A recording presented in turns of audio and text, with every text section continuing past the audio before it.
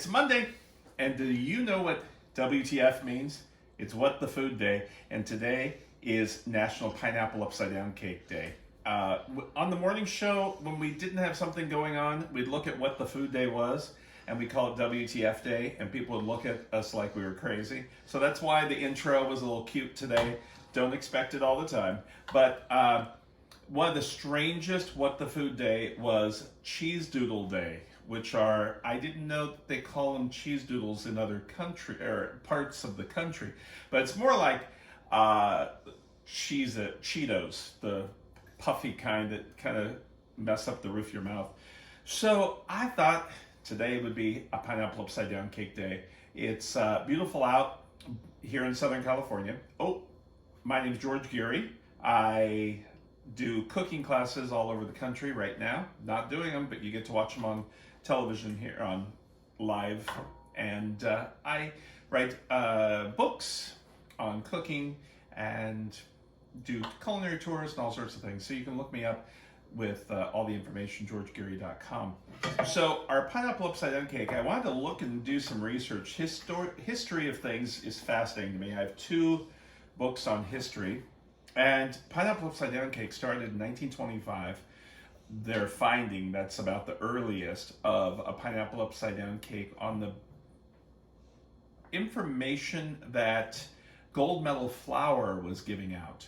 And they made them in cast iron pans, and it was easy. This is pre-cake mix.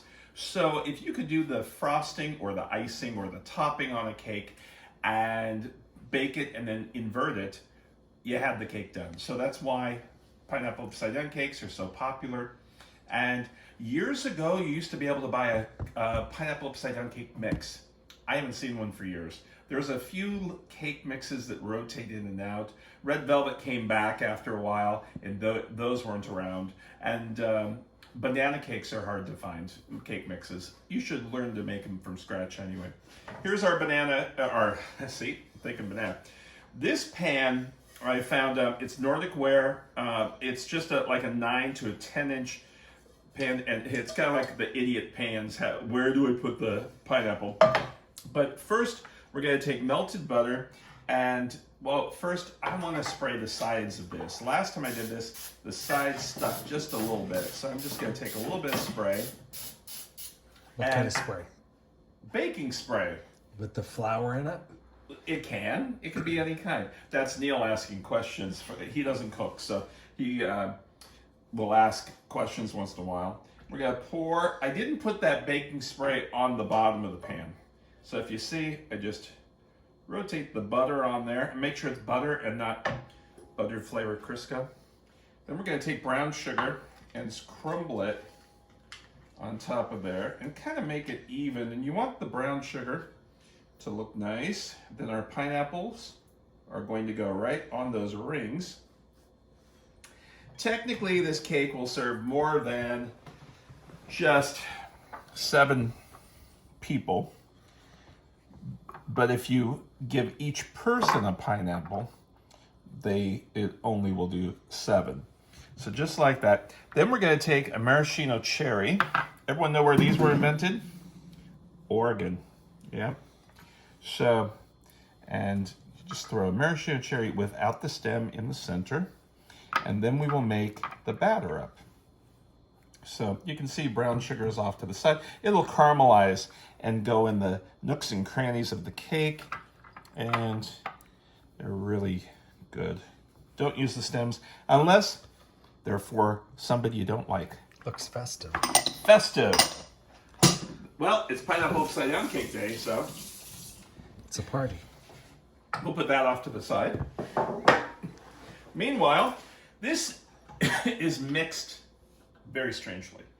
It's not normal. Like you normally take butter and sugar and cream it. Here we take everything goes in a certain way.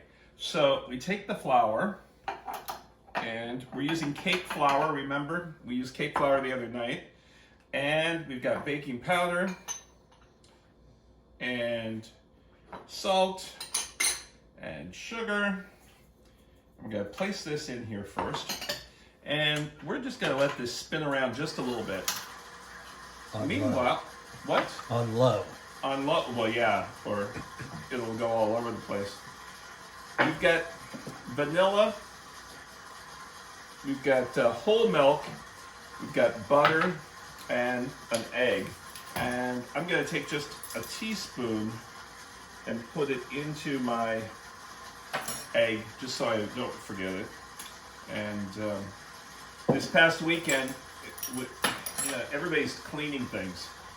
And I do have a closet I want to clean out, but this weekend I did my spice cabinet, went through all my spices, looked to see which ones I was missing, because I knew I'd grab something and it wouldn't be there. And my spice blends and things like that. I do a blend of spices for some of the dishes I make, so I wanted to make sure it was all there. So room temperature, so the butter's gonna be soft.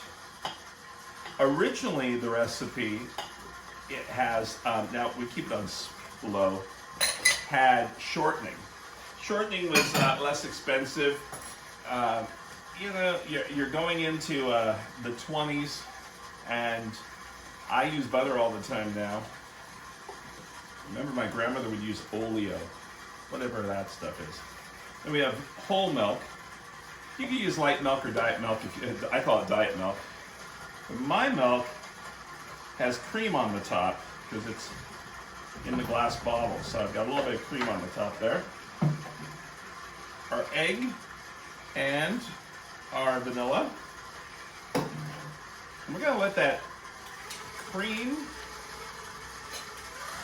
blend up, and I'll scrape the sides down.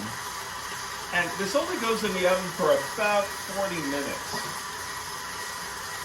And it makes a yellow cake, pretty much. Now you can also make it in a square pan, a 9-inch square, like a brownie pan. You can also do it in a round 10-inch and not have this special pan that I have. I don't know why I have it. I've got it in my stash of stuff, so I thought I'll use it today. We're gonna let that beat up a little bit. Still got a few little chunks of butter in there, even though the butter was room temperature. And the milk was room temperature, everything was room temperature going in, same thing with the egg. Never put all your ingredients when you're baking in right from the fridge unless it tells you. Because if you have an egg going in cold into some warm, like chocolate, it will seize up and you'll have scrambled eggs. So we try to avoid that. So I hope you guys had a good weekend. What else did I do? I called the produce company because I need to make pickles. And I called to see if their cucumbers were ready, and they said it'll be about middle of May. So maybe I'll do a class on making my cucumber pickles that are so good. They've got a kick to them. This pineapple upside down cake is good with some whipped cream off to the side too. So here we go with our mixture, and I'm going to take this and pour it on top, trying not to disturb the pineapple pieces. And let's just say you can't find pineapple rings.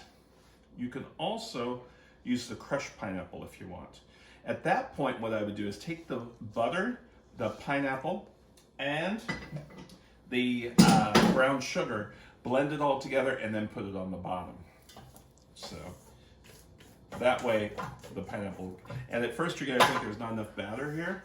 There's plenty. Just don't lick all of the batter off. And pour that down.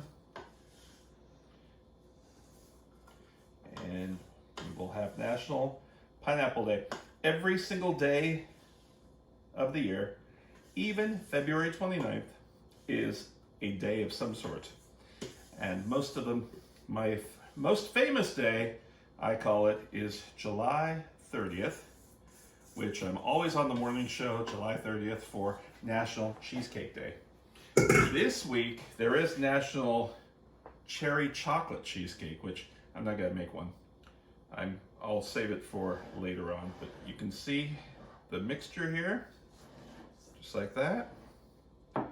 And I'm gonna scrape off the sides. I know Neil wants to lick the batter, but I'm not gonna let him. Oh, a little bit left. So we're gonna put this in the oven at 350 for about, like I said, 50 minutes. Toothpick inserted, coming out will be clean, and you'll be ready to go. We'll be right back.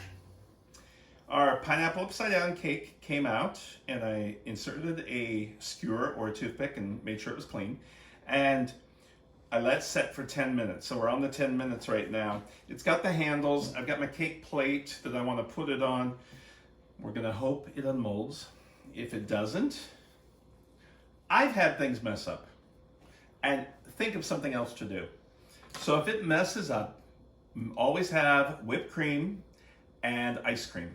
If it messes up, you undo it and you put it in parfait glasses with a little bit of vanilla ice cream and just call it pineapple surprise. Just use the word surprise and you'll be fine. So just in case. So take your platter. It doesn't sit flat. You're gonna hold it. Always turn away from you. Whoop. All right, perfect, it worked. So, whoop, it's still hot. Sometimes these stick, so you have to look and see where they went. This one goes there. Also, if anybody critiques your food, don't invite them to eat. You know, yeah. One of my favorite movies is What's Cooking, and it's about 4 families at Thanksgiving. And the one mother-in-law, she says, I do not like something, I forget what it was, in one of the dishes. She was complaining the whole time. And I thought, you know what? If people complain or do not like your cooking, don't invite them back. That's why I call Thanksgiving a trial holiday, because then the rest of the holidays come up and then you'll try them out and see if you want them to be around. So I'm taking any of the brown sugar that I have left and just putting it on. And boy, this looks good, doesn't it? And there it is. So there's our cake. And there's our cake. See you tomorrow, Tuesday. Have a great day, and make sure you share this with somebody because it is very filling. And enjoy.